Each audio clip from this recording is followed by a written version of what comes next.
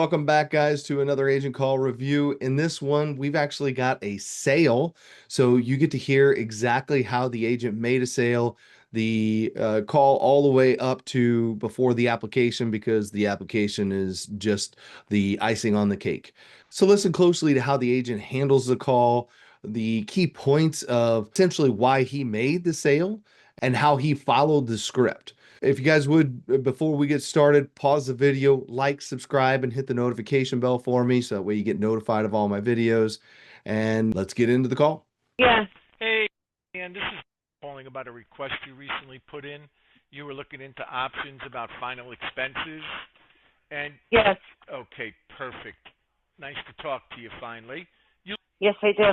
okay? Because the number came. That's weird. Oh. Oh, I don't. That's really weird. All right. Well, anyway, sorry about that. I'll correct that. Make sure we don't have that issue anymore. So, just in case you missed it, Sorry. my name is Reveiw, and this call is being recorded for quality and assurance. And tell me, how long you been looking for a plan? Quite a while now. Okay. And what's I'm looking for a plan for myself and my husband. okay? And what's been holding you guys back? I mean, you must have gotten some quotes, right? Yeah. Price. Price. And then when you look at these things on TV, when you go to call them, they don't know what you're talking about. I know talking about. So that's a good start. So, it's like, you tell the person on the phone, well, that's not what the commercial said. Right. All right. And they don't know what you're talking about then. Well, let me tell you, rates are going to be based on your age and your health, so you understand. Do you have any type of life insurance coverage now? No, I don't. Okay. And are you retired, disabled, homemaker?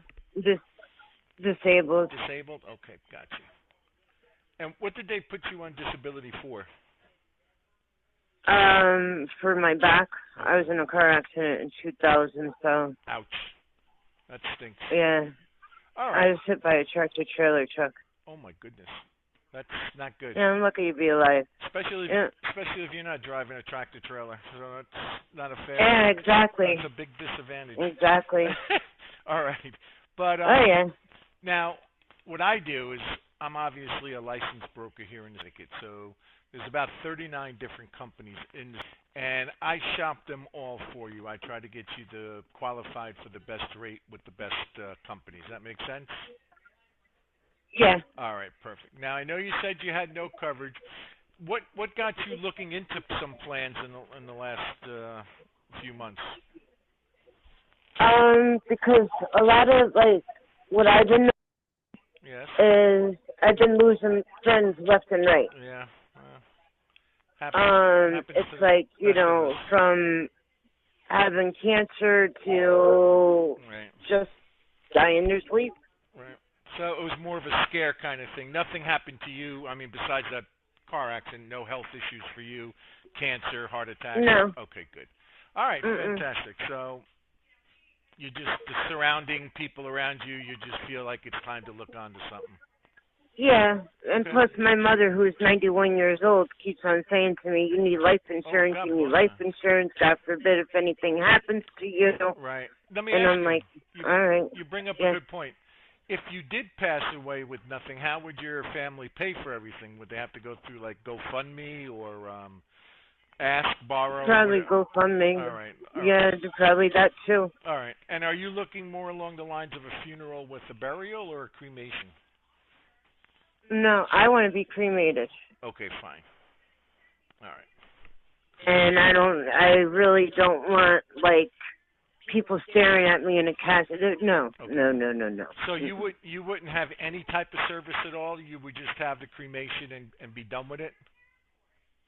I think I would have just a service at my plot. Okay. That's about it. All right, because, obviously a burial is more expensive than a cremation would be. 3 years ago, we had a death in my family, and we had a cremation plus a service for a few hours in an evening before the cremation. And I'm in Connecticut, so the prices are probably very comparable. But it was about $8,000. So usually for cremation, I recommend anywhere between 5 and 8 thousand. You could get more, you can get less. That's just an idea for you to think about. Okay. Yeah, All right. but I would like my family to have something Okay. that they could, A little family. disperse or whatever. Yeah. I got you. All right. So I'm glad to hear at least you love your family enough to do something and maybe leave a few extra bucks for them. I talk to a lot of people, and it's crazy how many. Okay, so I want to point out that he started off the call smooth, confident. He didn't waver whenever her state was a little off. Very smooth with everything. He related to her, with having the accident and everything. He really uh, stayed confident throughout the entirety of that opening despite what happened. He was consistent with responding quickly. He didn't wait around for her to ask questions or anything. He was really looking into why is she wanting coverage. And now she stated, well, now I want to leave something behind. So he's explained to her that how much a cremation is. And now she's saying she wants to leave some more behind. So clearly she's wanting to get more coverage than just for the cremation. So it's a perfect opportunity to say, okay, perfect. So you want to leave some I love you money. That's really great to hear that you care about your family, which he said that. It's really important to express those things to someone so that way they know why they're buying insurance, not just some piece of paper that they get in the mail. So again, he's very confident with everything that he's saying, and he asked some questions in the middle of the script that's not really there, but it was okay. Those things are really important to kind of get the story as you're talking to someone. It's okay to ask kind of some different questioning throughout to get an idea of who you're dealing with, as long as you're always bringing it back to the script. He's making it like a conversation, not just interrogating her. Just don't care. And thank God for your mother telling you because you got to listen to mom. Yeah.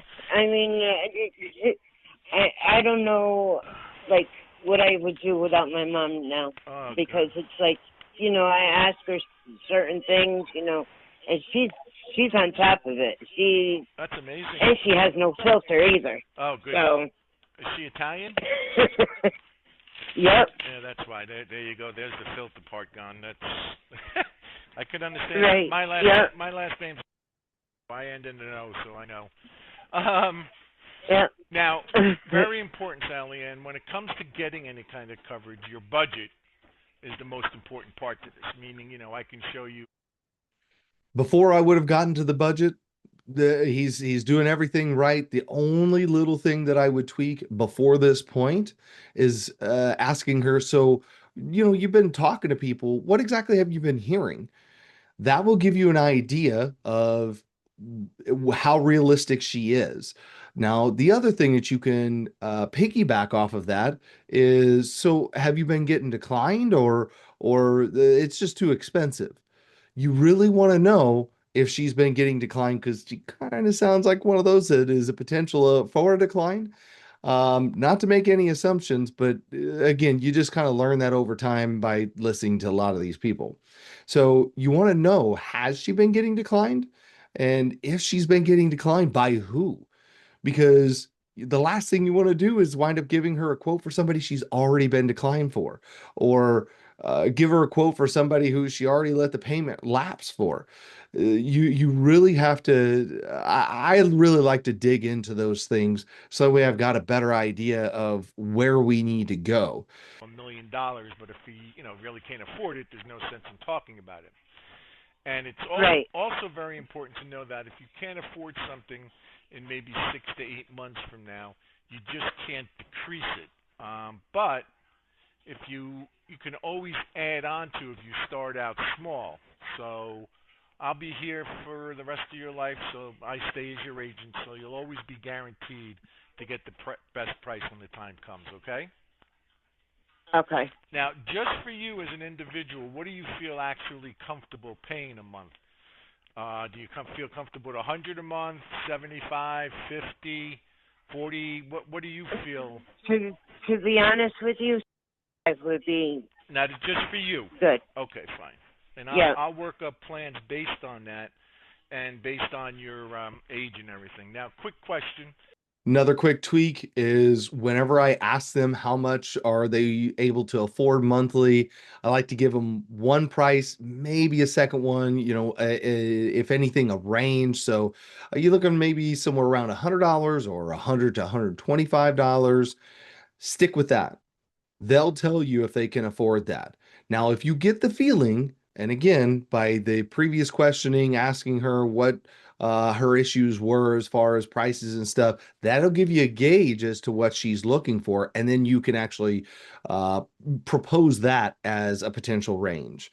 But you don't want to give them multiple options like that because oftentimes it is in their nature just to go for the cheapest, just to say, oh, well, I can afford 40, I can afford 25, right? The lowest option you give them, oftentimes that's where they're going to go. So just give them one range. Again, if you feel like it's a 60 to $80 range, then give them that. But stick to that. Don't give them six different options, or even in this case, three different options to choose from. Give them the one range to choose from. Do you know the difference between whole life and term life? I heard it, Okay. but nobody explained it to me. Let me be the one to do it for you. Very simple, okay?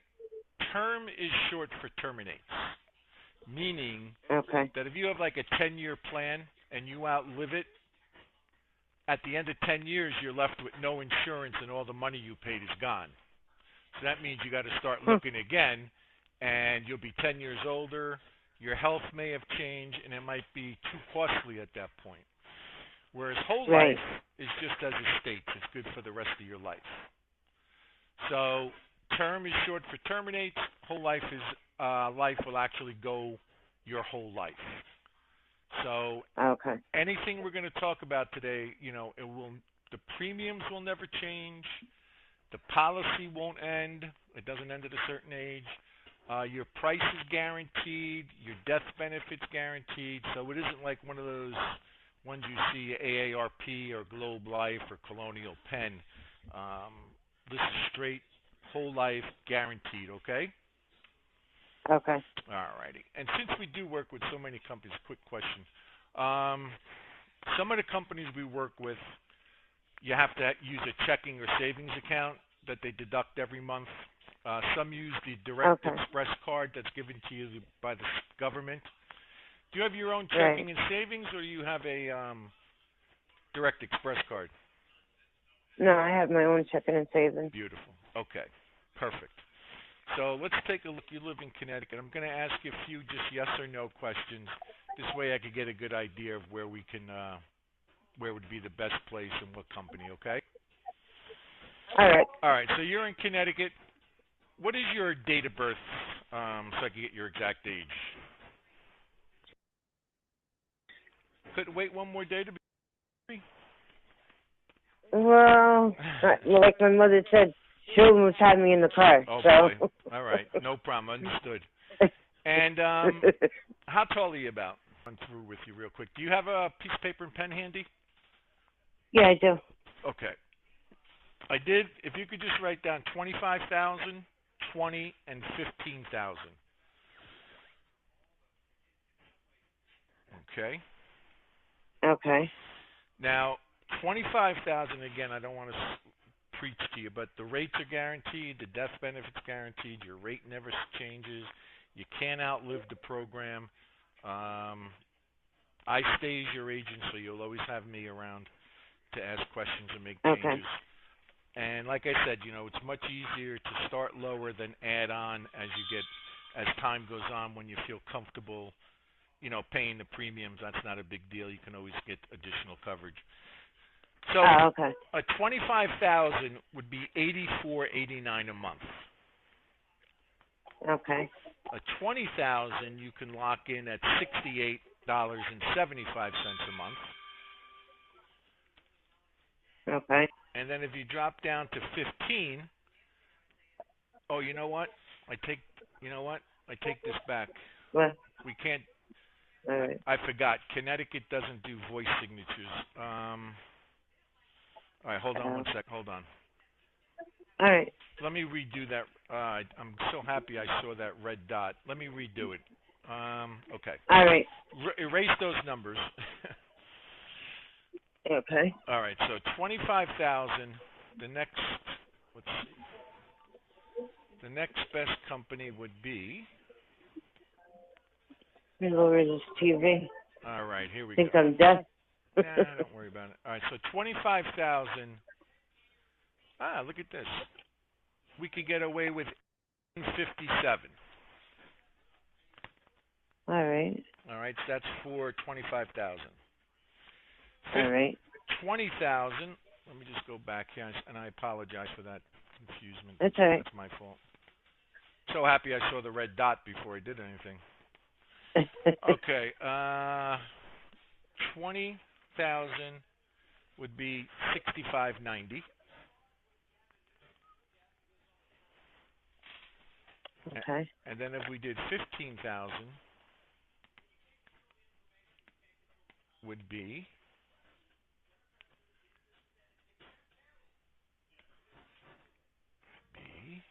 there we go, 50.22. 50.22. Right. Now, Okay. of the three, is there one that makes most sense to see if we can get you approved for it?